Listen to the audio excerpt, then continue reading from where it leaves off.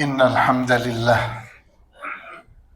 نحمده ونستعينه ونستغفره ونعوذ بالله من شرور أنفسنا ومن سيئات أعمالنا من يهده الله فلا مضل له ومن يضلل فلا هادي له وأشهد أن لا إله إلا الله وحده لا شريك له وأشهد أن محمدا عبده ورسوله لا نبي بعده نصلي ونسلم على رسولنا الأمين وعلى آله وأصحابه ومن تبعهم بإحسان إلى يوم الدين وبعد ولقد قال الله عز من قائل يا أيها الذين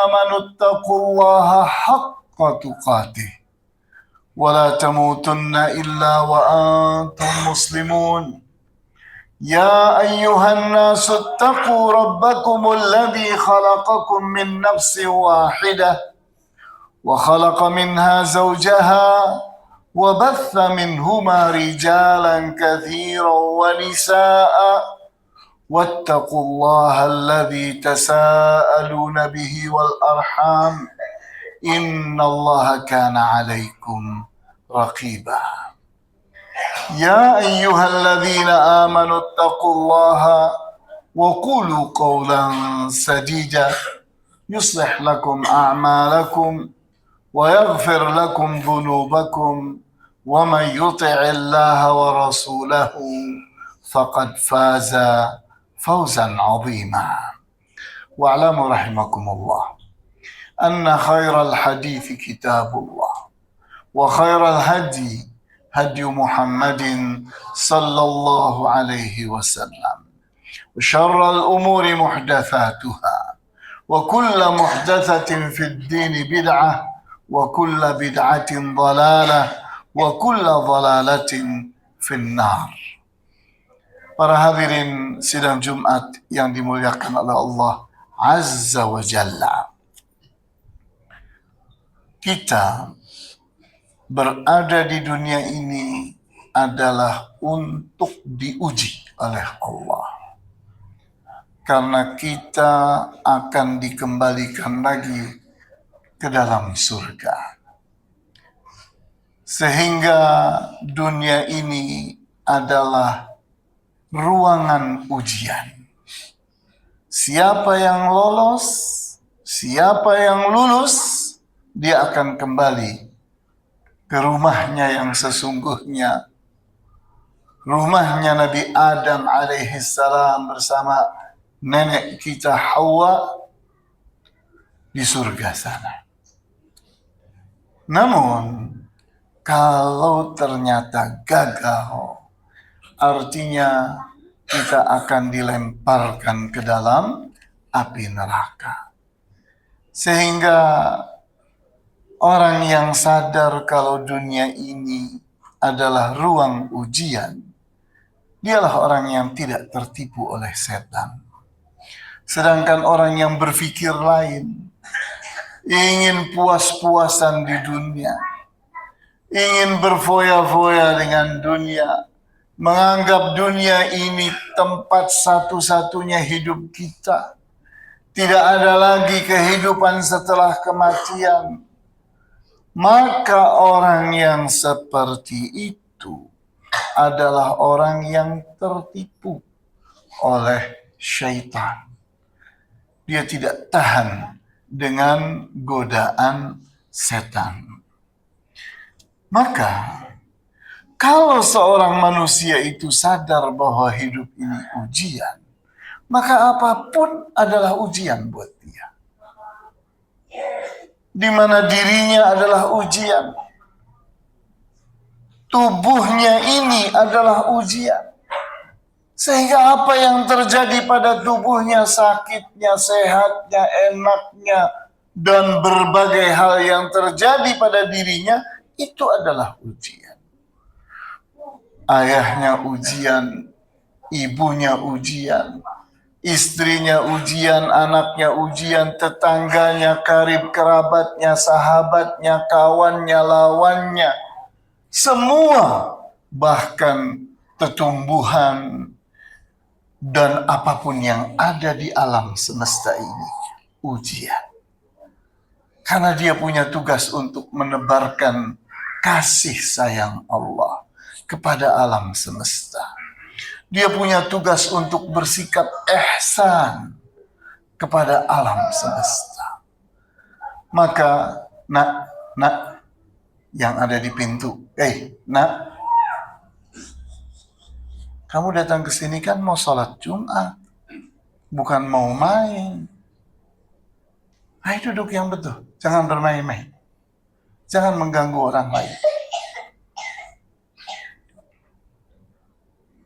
Sehingga di saat seseorang itu telah menyadari bahwa kehidupan ini adalah ujian, maka ingat, jangan sampai seseorang tertipu oleh syaitan sehingga berpikir dengan pemikiran yang salah tentang dunia ini. Pemikirannya orang-orang kafir, orang-orang musyrik yang ingin hidup selama-lamanya di dunia ini. Mereka mengerahkan apapun untuk kesenangan maksimal di dunia ini. Tidak siap mati. Tidak pernah berpikir bahwa setelah kematian itu akan ada kehidupan yang mempertanggungjawabkan dirinya selama berada di dunia ini. Seorang mukmin, dia akan merasakan setiap waktu yang Allah berikan untuknya. Itu adalah kesempatan mendapatkan pahala, kesempatan berbuat baik, kesempatan beramal saleh, kesempatan meminta maaf, bertaubat kalau dia bersalah. Sehingga tambahan waktu bagi seorang mukmin itu artinya tambahan kesempatan baik buat dirinya. Maka para ulama as-salafus salih mengatakan, kullu yawmin ya'ishuhul mu'minu fahuwa ghanimatun. Setiap hari yang dihidupi oleh seorang yang beriman, seorang mukmin, itu adalah keuntungan. Nambah satu hari, nambah keuntungan. Maka kita pun diingatkan dengan hadis yang sahih diriwayatkan oleh Al-Bukhari dan An-Nasa'i dari sahabat yang bernama Abu Hurairah radhiyallahu anhu. Katanya Rasulullah sallallahu alaihi wasallam bersabda, la yatamannayanna ahadukumul mauta wa la yad'u bihi min qabli ayyatiyahu. Tidak boleh seseorang dari kalian itu berharap kematian, dan tidak boleh pula dia minta kepada Allah ingin mati saja sebelum waktu kematian itu datang kepadanya. Ajal datang kepadanya. Innahu idza mata ahadukum munqata'a amaluhu. Maka sesungguhnya kalau seorang anak Adam itu, seorang dari kalian itu mati, maka kesempatan beramalnya habis, putus, selesai kesempatan dia beramal. Wa innahu la yazidul mu'mina umuruhu illa khaira.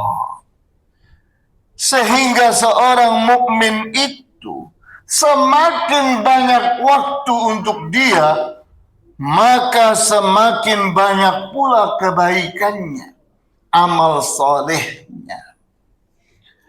Jadi kita lihat hadis ini mengingatkan kita bahwa kita tidak boleh berharap kematian. Dan tidak boleh kita berdoa kepada Allah doanya orang putus asa. Matikan saja saya ya Allah. Tidak boleh. Engkau ini seorang mukmin. Engkau punya waktu di dalam hidupmu. Gunakan untuk beramal saleh. Jangan jadikan apapun yang terjadi pada dirimu halangan untuk beramal saleh. Jangan pula seseorang saat diuji dengan sakit, dengan gagal, dengan kerugian dan sebagainya, malah jadi putus asa. Karena putus asa itu keberhasilan setan dalam menggoda orang yang putus asa. Tidak boleh seorang mukmin itu putus asa, apapun yang terjadi. Kita pun diingatkan dengan hadis yang lain yang diriwayatkan oleh Muslim, di mana Rasulullah SAW bersabda, "La yatamannayanna ahadukumul mauta wa la yad'u bihi min qabli an ya'tiyahu." Tidak bolehlah seseorang dari kalian berharap kematian, dan tidak boleh pula dia berdoa minta kematian sebelum kematian itu benar-benar datang kepadanya. Innahu idza mata ahadukum inqata'a amaluhu. Maka kalau seseorang dari kalian itu mati, maka putuslah kesempatan dia beramal. Sehingga Rasulullah SAW dalam hadis yang juga serupa dengan itu, beliau bersabda, "La yatamannayanna ahadukumul mauta imma muhsinan fala'allahu yazdadu wa imma musian fala'allahu yasta'tibu." Tidak boleh seseorang dari kalian berharap kematian. Kalau dia adalah orang yang baik, maka bertambahnya umur itu bertambah kebaikannya. Kalau dia adalah orang yang buruk, maka kehidupannya adalah kesempatan untuk minta maaf, untuk minta ampun, untuk bertobat. Kemudian di dalam hadis yang juga sahih diriwayatkan oleh Al-Bukhari dan Muslim, Rasulullah SAW bersabda, "La yatamannayanna ahadukumul mauta min dhurrin asabahu. Fa in kana la budda fa'ilan falyaqul Allahumma ahyini ma kanatil hayatu khairan li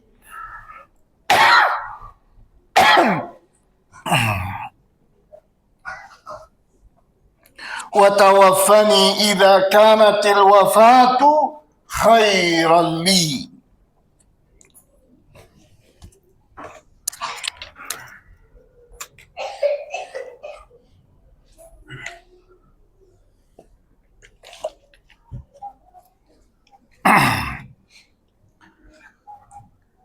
Tidak bolehlah seorang muslim itu, seorang dari kalian itu berharap kematian karena hal buruk yang terjadi padanya.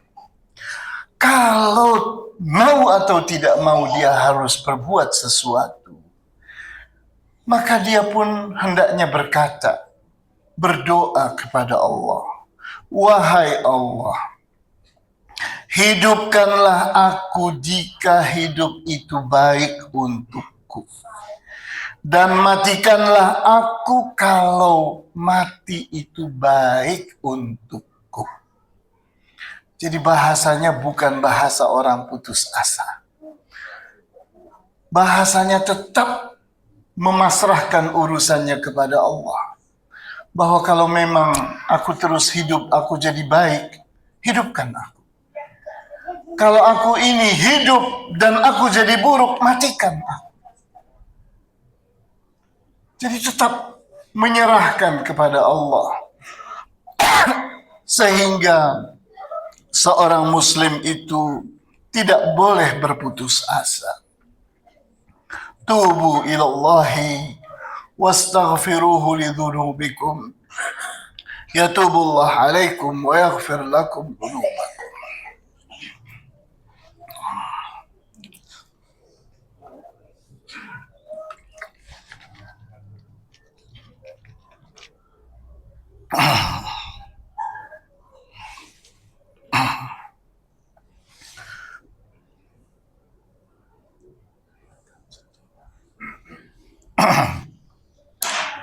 Walhamdulillahi rabbil alamin. Wabihi nasta'in ala umuri dunya wad-din. Wassalatu wassalamu ala ashrafil anbiya'i wal mursalin wa ala alihi wa ashabihi ajma'in. Suatu saat Rasulullah SAW ada pada keadaan yang tersulit di dalam hidupnya. Yaitu apa? Perang yang paling pertama di dalam Islam, yaitu Perang Badar. Jumlah tentara Islam sangat sedikit, 313 orang. Sudah jumlahnya sedikit, tidak punya tentara kavaleri, tentara berkendaraan itu tidak ada. Kalaupun ada seekor onta lemah, senjata pun apa adanya. Berperang pun belum pernah. Tidak ada pengalaman berperang pada mereka yang menjadi tentara pada saat itu. Sementara mereka akan berhadapan dengan orang-orang kafir Quraisy yang jumlahnya 3 kali lipat lebih banyak. Lebih dari 1.000 orang. Kemudian mereka berpengalaman berperang. Persenjataan mereka lengkap. Dan kemudian tentara kavaleri mereka, tentara berkendaraan mereka pun begitu banyak. Maka sebelum peperangan itu dimulai, Rasulullah SAW berdoa dengan doa yang luar biasa semangatnya. Sampai kain yang ada di atas pundak beliau itu melompat-lompat. Hampir-hampir jatuh karena semangatnya beliau ingin agar doa beliau dikabulkan oleh Allah. Di antara patahan doa beliau saat itu adalah, wa idza aradta biqaumin fitnatan fatawaffani ghaira maftun. Kalau engkau menghendaki pada kaum ini fitnah, maka matikan aku dalam keadaan tidak terfitnah. Kita tahu bahwa fitnah terburuk di dunia ini buat seorang muslim itu adalah jadi kafir, berbuat maksiat, berbuat kekafiran, berbuat kefasikan, berbuat dosa besar, berbuat sesuatu yang syirik, berbuat sesuatu yang membuat orang itu keluar dari Islam, keluar dari iman, keluar dari kesolehan. Itu adalah fitnah yang menakutkan buat seorang muslim.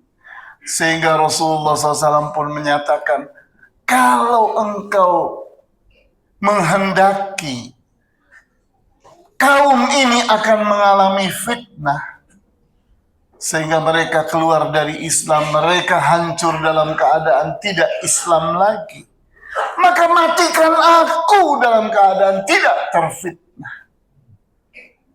Karena buat seorang muslim, saat ditodongkan pistol ke kepalanya untuk dimatikan, itu bukan fitnah yang besar. Mati itu buat seorang muslim biasa. Kenapa? Karena ini kesempatan untuk mati di jalan Allah, diridhoi oleh Allah. Sehingga kematian itu buat seorang muslim bukan masalah. Seorang muslim itu pergi berperang, pergi berjihad untuk mati. Sehingga Mati itu bukan masalah, bukan alasan seseorang karena ditodongkan pistol di kepalanya kemudian jadi kafir, mau. Jadi musyrik, mau. Nah, ini yang berbahaya. Kemudian kita lihat apa yang diucapkan oleh Abu Hurairah sebagai seorang sahabat radhiyallahu anhu. Beliau berkata, sayati 'alan nasi zamanun yakunul mautu ahabba ilal ulama'i fihi minadh dhahabil ahmar hatta ya'ti ar-rajulu qabra akhihi fayaqulu laitani kuntu makanahu. Akan datang kepada para manusia suatu zaman di mana kematian itu sangat dicintai, sangat diharapkan. Lebih mereka harapkan daripada emas 24 karat, emas merah. Sehingga seseorang datang kepada kuburan saudaranya dan berkata, alangkah indahnya nasibku kalau akulah yang ada di dalam kuburan ini. Dari beratnya fitnah. Sehingga antum bayangkan, kalau antum itu hidup di sebuah negeri yang berpuasa saja tidak boleh. Apalagi sholat yang kelihatan. Berpuasa yang tidak terlihat, amalan apa itu tidak terlihat. Dipaksa orang untuk makan dan minum. Di mana seseorang beribadah sulit, berakidah sulit, berakhlak dan beradab sulit. Apalagi menegakkan syariat Allah, menegakkan hukum Allah. Sehingga seseorang mengalami nasib yang begitu dahsyatnya.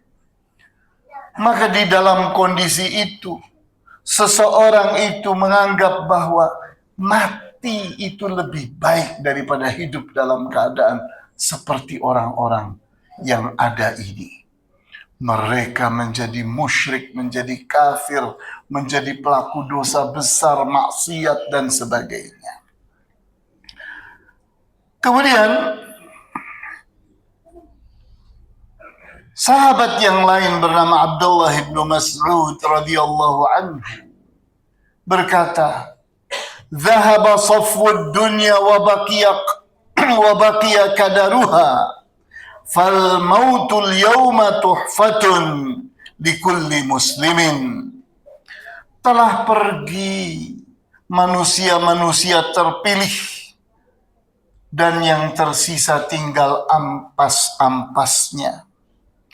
Maka kematian pada hari ini adalah hadiah bagi seorang muslim. Jadi antum bayangkan, Abdullah bin Mas'ud itu tergolong sahabat yang kecil pada saat Rasulullah masih hidup. Masih anak kecil pada waktu itu. Sehingga di saat Allah berikan umur yang panjang kepada beliau, hidup 100 tahun lebih, maka para sahabat yang hebat-hebat sudah meninggal dunia semua. Tinggal sahabat-sahabat yang dulunya kecil-kecil pada saat hidupnya Rasulullah SAW. Maka dalam kondisi seperti itu yang dilihatnya adalah para tabi'in, orang-orang yang baru masuk Islam, orang yang masih ingin belajar Islam. Sehingga beliau pun mengatakan kata-kata ini. Telah pergi manusia-manusia pilihan, dan yang tersisa ini hanya ampas-ampasnya. Maka dalam kondisi yang kayak begini menurut beliau, kalau mati seseorang, itu hadiah dari Allah untuk dia. Bayangkan. Sehingga hidup memang adalah tantangan. Semakin besar tantangan, semakin besar pahala. Semakin sulit seseorang itu beramal soleh, semakin besar pahalanya. Sehingga apapun keadaannya, tidak boleh seseorang itu putus asa. Doa minta mati itu tidak boleh. Kecuali kalau pilihannya adalah hidup dalam kekafiran, hidup dalam maksiat. Nah, dalam kondisi seperti itu berdoalah seperti Rasulullah SAW berdoa. Kalau semua sahabat yang ikut perang ini semuanya mati, karena perang Badar itu perang yang kritis. Kalau sampai 313 orang yang berperang itu mati, Islam tidak ada lagi di dunia ini. Habis. Maka Rasulullah SAW pun mengatakan, matikan aku sebelum semua terfitnah. Karena pasti beliau akan jadi tawanan, akan jadi orang yang luar biasa tekanannya terhadap diri beliau. Kalau beliau hidup. Sehingga itu adalah pilihan tersulit yang boleh seseorang itu minta kepada Allah. Kalau memang hidup ini keburukan, maka matikan aku sebelum aku jadi buruk. Allahumma ighfir lana dhunubana ya ghaffar. Allahumma kaffir anna sayyiatina. Allahumma hdina, Allahumma arhamna ya arhamar rahimin. Allahumma hdina, Allahumma ij'alna minal mu'minin as-salihin, as-sabirin asy-syakirin, al-mukhlisin al-muhsinin ya arhamar rahimin. Allahumma arinal haqqa haqqa warzuqna ittiba'ahu warhamna ya arhamar rahimin. Allahumma arinal haqqa haqqa warzuqna ittiba'ahu wa arinal batila batila warzuqna ijtinabahu. Allahumma arhamna ya arhamar rahimin. Allahumma hdina, Allahumma ij'alna minal mu'minin as-salihin, as-sabirin asy-syakirin, al-mukhlisin al-muhsinin ya arhamar rahimin.